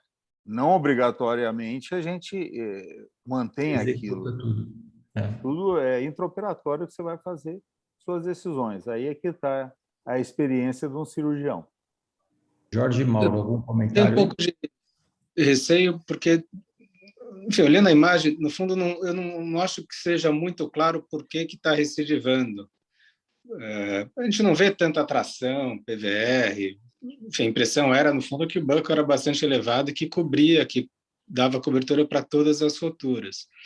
Então, uma possibilidade seria um PVR anterior, outra, se esse descolamento está realmente há muito mais tempo, ela tem uma retina já um pouco mais curta, mas acho que realmente faria a vitrectomia, eu iria com o pé atrás quanto à possibilidade de realmente ser mais agressivo, seja com óleo de silicone até com retinotomia. Eu concordo com o Mauro aí, que eu estou achando aqui, se você olhar um detalhe aqui às 7 horas, esse branqueamento aqui, desse espregueamento aqui, parecendo que já está um encurtamentozinho. Eu não demoraria agora para fazer vitreia desse paciente, não. Botou gás, estimula bastante PVR. Então, aqui eu acho que agora tem um consenso para fazer a vitrectomia. Eu acho que a imagem engana um pouquinho antes, talvez, para fazer a vitrectomia. Na vitrectomia, você tira todas essas trações, você identifica se é um PVR, se iniciando focal ou circunferencial. Talvez não tenha tempo para ela ter formado o circunferencial, já que ela não tinha antes, né? Mas você identifica e trata, e eventualmente, se você precisar fazer uma retectomia, você faz, mas como o John falou, no intraoperatório você decide o que você precisa fazer para complementar, para colar a retina, e no final da cirurgia você escolhe qual tamponante que você usa, gás ou silicone, certo? Dando preferência sempre para o gás. Excepcionalmente, a gente pode, como o Paulo falou, usar o silicone, né? Sumita, você tem a evolução ou você ainda não operou? Sim, professor. Essa paciente já foi operada há 8 dias atrás, então foi realmente realizada a vitrectomia posterior com colocação de óleo de silicone como substituto vítreo. E aqui, essa foto é de hoje, então hoje no 8º pós-operatório, esse é o aspecto da paciente, ela continua com a cuidade visual de conta-dedos a 2 metros. Aqui a gente tem uma região de retinotomia, no intraoperatório essa região não estava sentando muito bem, então foi feita uma retinotomia e acabou sentando melhor aqui. Vejam como acabou se estendendo essa rotura, né? Porque foi retirando as bordas e a região de tração. E aqui nessa região mais temporal, aproximadamente às 3 horas, também foi feita uma retinotomia para tirar PVR, inclusive PVR que tinha na parte mais superior dessa retina. E aí a gente consegue ver nas outras fotos que além das retinotomias, ela formou um pucker macular. E aqui nessa região da foto em maior aumento, a gente consegue ter uma noção melhor disso. A gente acabou fazendo o OCT da paciente. Vejam que, além de tudo, ela tem hiperfluor subretiniano. Esse OCT é do primeiro pós-operatório e o do próximo slide é o de hoje. Percebam que, além de ter o hiperfluor, esse hiperfluor ele mudou o aspecto, né? Parece que ele coalesceu. Então, todas aquelas bolhas que tinha antigamente coalesceram e formaram uma bolha única ou, enfim, talvez até seja líquido e o perfluor escorreu para a parte inferior. E aqui, mais uma vez, então, queria vir para a discussão, frente a esse caso que nós estamos deparados nesse momento, se está indicado mais uma intervenção nessa paciente e se estiver, o que exatamente deve ser feito. Fala só uma coisa, ela chegou a melhorar a visão agora, depois dessa última cirurgia? Você notou uma melhora? Como é que ficou a visão dela agora? Paulo, ela nunca saiu desse conta-dedos, então ela não teve nenhuma melhora.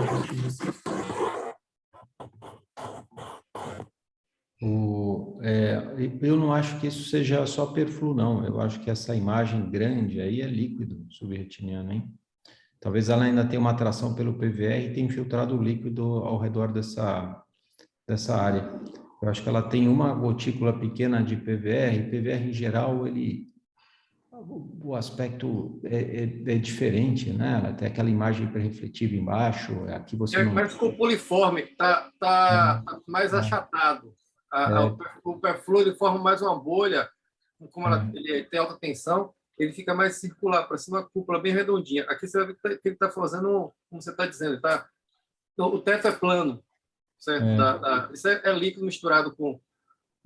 Deve ter mais PVR aí, naquela região temporal, junto com esse puck aí tracionando, e levantou um pouquinho a borda aí, está entrando líquido. Sim, concordo. E assim, Sumita, o PVR, ele demora algumas semanas para se formar. Então, eu acho que quando você operou a primeira vez, essa paciente já tinha PVR. Entendeu? Talvez isso seja difícil de identificar na hora só com a introflexão. É difícil, eu não sei quanto tempo foi da primeira cirurgia para aqui. Foram quanto? 3 semanas? Foi isso, professor, aproximadamente 3 semanas. Então, é pouco tempo para você ter um PVR multifocal estrelado, sabe? Em geral, demora mais semanas, 4 semanas, 5 semanas, 6 semanas. É um PVR muito rápido. Então, acho que ela já tinha um grau de PVR pelo tempo de descolamento que ela tinha talvez mais que um mês. Ela falou um mês, né?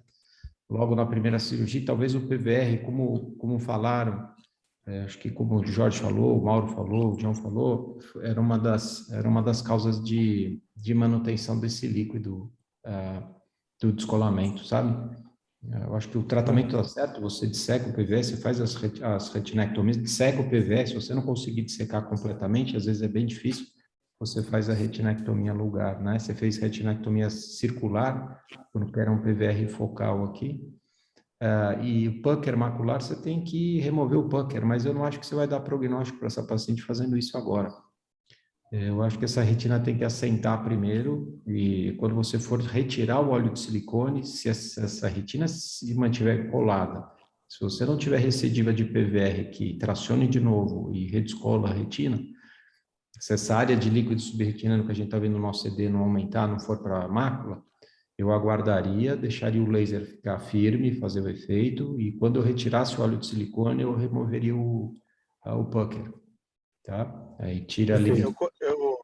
Eu concordo completamente com o professor Sérgio. A única coisa, talvez eu fizesse um pouquinho de laser ambulatorial aí nessa retina se pegar na parte posterior do buccal. Aqui eu acho que eu complementaria um pouquinho de laser ambulatorial e só observaria também, por enquanto.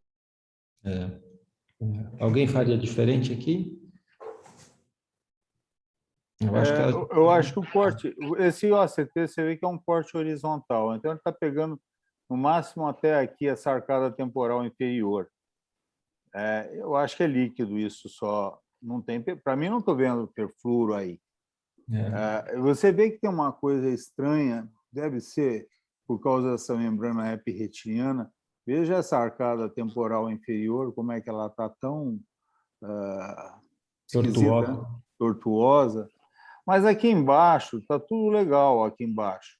Em geral, o PVR com o olho cheio de silicone, ele ocorre aqui embaixo, não é? Porque o perissiliconal é na retina inferior, na maioria das vezes. Eu acho que eu aguardaria mesmo, não faria nada, fica de olho aí. Esse residual, isso aqui é residual, cara, e esse demora às vezes. Agora, você vai ter que, quando você tirar o silicone, se essa retina se mantiver colada, não levantar aqui embaixo nada, e quando você for remover o silicone, você já faz a cirurgia da membrana, apesar do que eu acho que o prognóstico funcional não vai ser dos melhores, não. É pequeno, né? Mesmo tirando a membrana, né, John? Você Só não uma tem... dúvida.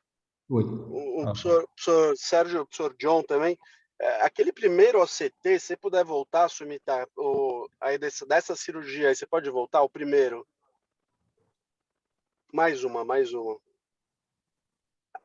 Aquela que tinha as... Ah, esse daí. Essa imagem lembra muito perfluor, hein? Essa imagem Essa imagem, essa mas lembra, hein? é interessante, mas ela lembra, concordo, mas ela muda a imagem depois, né? É como o Sérgio falou, provavelmente tem umas bolinhas de perfluor que é mais pesada, deve ter ido para a porção mais inferior, e aquele lugar, aquele corte lá tem líquido. Aqui parece ser perfluor, redondinho. Lá é plano, é líquido, é diferente.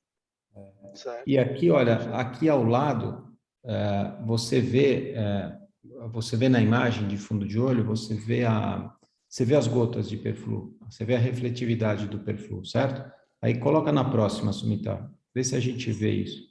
A gente não vê mais, ó, tá vendo? Então eu também acho que a gente acha é que o perfluor acabou escorrendo para a região inferior, né? Isso, exatamente, foi o que o Jorge falou, concordo.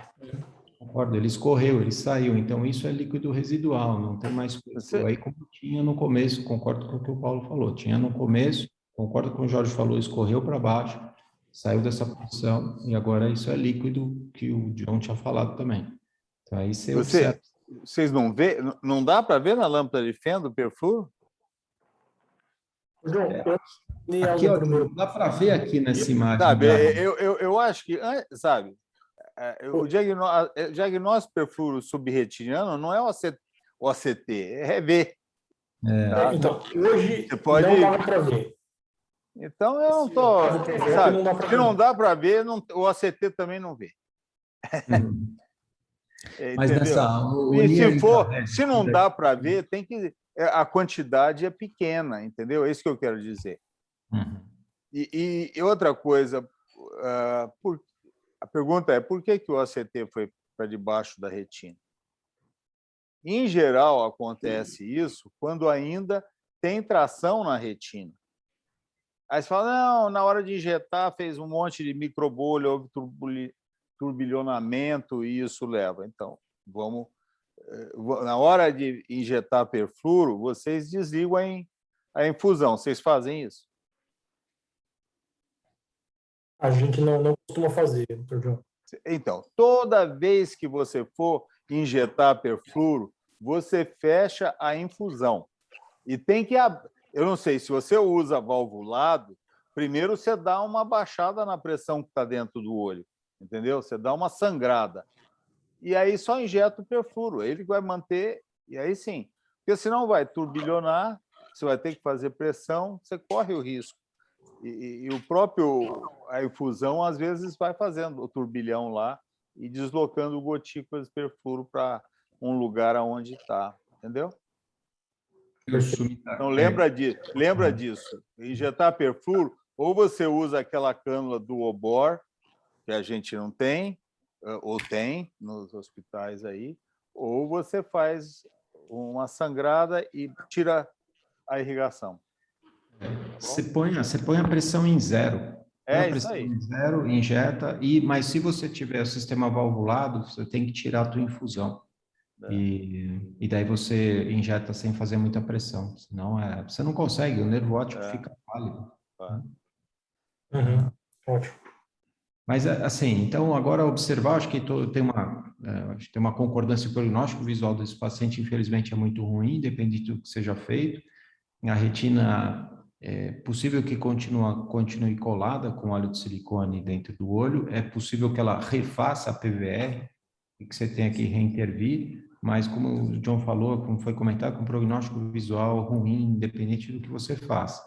Se continuar colado e esse líquido aqui reabsorver, quando você tira óleo de silicone, você tira a membrana epirretiniana na mácula, mas sabendo que isso não vai melhorar muito o prognóstico dela, certo? Ótimo, professor. Casinho difícil, hein? Pois é, complicado. Esse era um caso que eu gostaria de deixar perfluoro dentro do olho e não silicone. E deixa quanto tempo, John? 2 semanas no máximo, 2 semanas no máximo. Cada toxicidade. Isso aí. Tá. Aliás, eu tenho uma turma agora que é gozado, tem uma turma aí fora, eu não sei dizer se é na Europa, que eles estão fazendo todas as cirurgias de descolamento primário e fazendo com perfuro, entende? Largando perfuro lá para operar depois de 2 semanas, 10 dias. Mas eu acho... Eles ouviram o John falando e Pois copiaram a ideia do John. É isso? o meu já faz mais de 20 anos que eu fiz isso. Tá bom. Uma hora copiam, John. Não tem problema. Se for para melhorar, tá ótimo. Não copia as coisas ruins que eu faço. Só isso. Então é isso aí. Então, é Bom, isso aí. pessoal, agradeço a atenção de todos. Obrigado, Sumita. Obrigado a todo mundo que apresentou, discutiu, assistiu. Então foi ótimo e a gente se encontra de novo na próxima quinta-feira. Boa sexta-feira e bom fim de semana para todo mundo, tá? Um abração para todos. Abraço e bom fim de semana. Obrigado.